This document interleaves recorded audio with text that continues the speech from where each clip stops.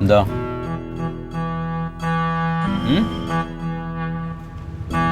നീ അത് എടുത്തു വെച്ചേ. എടുത്തു വെക്കാൻ എന്താ കാര്യം പറ. അല്ല നിന്നോട് ചോദിച്ചാ എന്താന്ന്?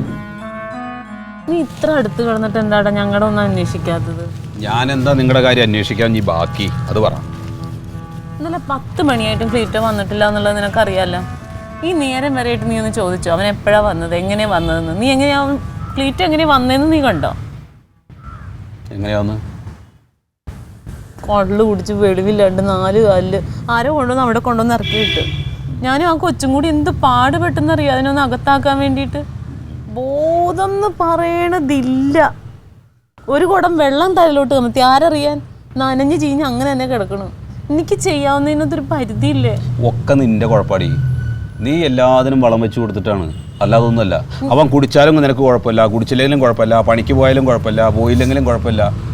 എല്ലാത്തിനും കൂടെ അങ്ങനെ നിന്ന് അവസാനം ഇത് കൈവിട്ട് പോകുന്ന സമയത്ത് പിന്നെ എൻ്റെ അടുത്ത് വന്നിട്ട് ഇത് പരാതി പറയേണ്ട എന്താ കാര്യം? കുടുംബത്തിൽ സമാധാനം ഉണ്ടാവട്ടെ എന്ന് വിചാരിച്ചല്ലേ ഞാനൊന്നും പറയാത്തത്.